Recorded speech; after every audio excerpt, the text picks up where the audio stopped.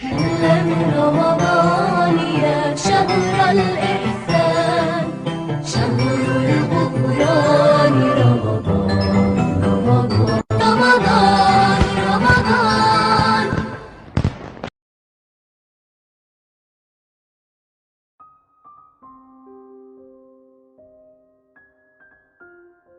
Assalamualaikum warahmatullahi wabarakatuh. Alhamdulillahi rabbil alamin wa bihi nasta'in ala umuri dunya waddin. Allahumma salli wa sallim ala sayyidina Muhammadin wa ala alihi wa sahbihi ajma'in. Qala Allah subhanahu wa ta'ala fil Qur'anil Karim. Bismillahirrahmanirrahim. Syahrul Ramadan alladzi unzila fihi al-Qur'an hudan lin-nasi wa bayyinatin minal huda wal furqan. Shadaqallahu maulana al-azim. Para jamaah yang dimuliakan Allah subhanahu wa ta'ala, alhamdulillah kita ditemukan kembali oleh Allah subhanahu wa ta'ala dengan penghulu segala bulan, yaitu bulan suci Ramadan. Maka bulan Ramadan ini adalah nikmat yang amat besar diberikan oleh Allah subhanahu wa ta'ala. Bulan Ramadan, kata Allah subhanahu wa ta'ala, adalah bulan yang diturunkan Al-Quran sebagai petunjuk dan penjelas bagi segala kehidupan kita di muka bumi ini. Maka jadikanlah Ramadan bulan untuk membaca Al-Quran, bulan untuk tadarus Al-Quran, bulan untuk memahami dan mendalami Al-Quran. Al-Quran yang merupakan kitab suci kita umat Islam. Untuk itu, bagi kita yang belum memahami Al-Quran, belajarlah Al-Quran. Bagi kita yang belum membaca Al-Quran, maka bacalah Al-Quran. Nabi Muhammad SAW memerintahkan kita untuk membaca Al-Quran, bukan untuk lebih dari membaca. Membaca saja sudah diperintahkan oleh Nabi Muhammad SAW, apalagi lebih dari membaca. Sebagaimana Nabi Muhammad SAW, Iqra'il Quran fa'innahu Iqra'ul Quran fa'innahu ya'ti yawmal qiyamah syafi'an li ashabi. Bacalah oleh kalian Al-Quran, karena sungguhnya Al-Quran nanti hari kiamat akan datang bagi orang-orang yang menjadi sahabatnya di hari kiamat, akan memberikan syafaat. Maka tentunya orang yang tidak membaca Al-Quran, artinya tidak bersahabat dengan Al-Quran, maka tidak akan mendapatkan syafaat Al-Quran.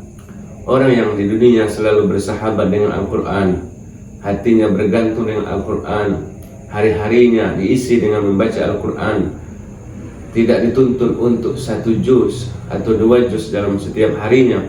1 ayat saja yang kita istiqomah baca, kita istiqomah pahami 1 ayat saja setiap hari, itu akan mendapatkan syafaat nanti di hari kiamat.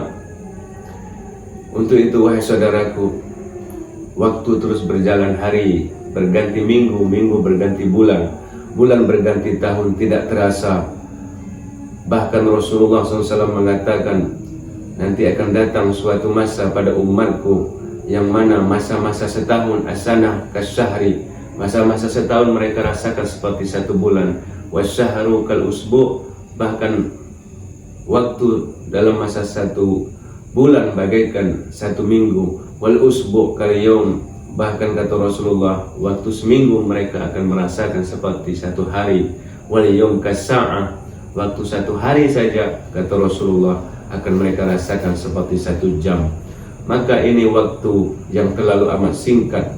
Apabila waktu yang singkat itu kita habiskan untuk sesuatu yang melalaikan kita dari Allah, kita habiskan untuk bermain game, kita habiskan waktu itu untuk bersantai-santai dan duduk-duduk mengobrol sesuatu yang jauh dari Allah, waktu yang singkat itu kita habiskan untuk memikirkan dunia dan seisinya, maka sia-sialah kita di hadapan Allah nanti pada hari kiamat. Wal'iyadzubillah. Untuk itu gunakanlah waktu, khususnya para pemuda yang diberikan Allah waktu masih panjang. Artinya gunakan untuk ibadat kepada Allah Subhanahu wa ta'ala. Benarlah kata Rasulullah SAW, ni'matani maghbunun fihima katsirun minan nas as-sihhatu wal faragh. ada dua nikmat yang banyak disia-siakan oleh kebanyakan manusia, yaitu yang pertama nikmat waktu, yang kedua yaitu nikmat kesehatan. Maka untuk itu wahai saudaraku, kami mengajak kita semua agar selalu mendekat dengan Al-Quran. Jangan jauh-jauh dari Al-Quran. Bacalah Al-Quran. Bahkan orang yang membaca Al-Quran tak tergagap atau terbata-bata, itu falahu ajran, ia mendapatkan 2 pahala. Dan orang yang ahli dalam membaca Al-Quran akan dibangkitkan ma'al kiramil bararah, bersama orang-orang yang mulia dan orang-orang yang ditinggikan derajatnya di sisi Allah Subhanahu wa taala. Jemaah yang dimuliakan Allah Subhanahu wa taala, maka ketahuilah, orang yang hatinya selalu terikat dengan Al-Quran, insya Allah mati dalam keadaan husnul khatimah, dan nanti akan bersama ahli-ahli Al-Quran. Dalam hadis lain pun Rasulullah SAW mengatakan bahwa ahlul Quran ahlullah wa khosatuh, orang yang berteman dengan Al-Quran yaitu orang yang ahli Quran, yaitu keluarganya Allah dan orang yang diistimewakan oleh Allah Subhanahu wa taala. Maka jangan hanya sekedar peringatan nuzul Quran kita lakukan, jangan sekedar peringatan nuzul Quran kita hadiri, namun adakah Al-Quran dalam hati? Adakah kita timbulkan cinta kepada Al-Quran? Atau anak dan istri kita ajarkan Al-Quran, kita biasakan membaca Al-Quran. Walaupun setidak-tidaknya apabila kita tidak bisa membaca Al-Quran, setidak-tidaknya ada satu ayat atau beberapa surah yang kita baca, sehingga itu terus diulang-ulang. Insya Allah itu pun bagian dari Al-Quran. Seperti membaca surah Al-Ikhlas sebanyak 3 kali, kata Rasulullah SAW, itu sudah menghatamkan Al-Quran dan bagian dari Al-Quran.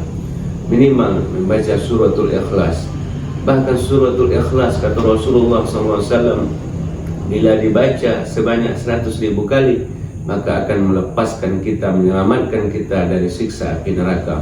Man qara'a suratul Ikhlas, man qara'a suratul Qul huwallahu ahad 100,000 marrah faqad bari'a nafsah 'anil nar. Barang siapa yang membaca surah Qul huwallahu ahad 100,000 marrah sebanyak 100.000 kali semasa hidupnya, faqad bari'a nafsahu 'anil nar, maka sungguhnya ia telah melepaskan dirinya dari api neraka. Inilah yang dijadikan dalil oleh para guru-guru kita, para ulama kita. Apabila seseorang membaca surah Qul 100.000 kali dalam hari-hari hidupnya, maka ia akan diselamatkan Allah Subhanahu wa taala dari siksa neraka. Sehingga hal ini dilakukan oleh para terdahulu kita.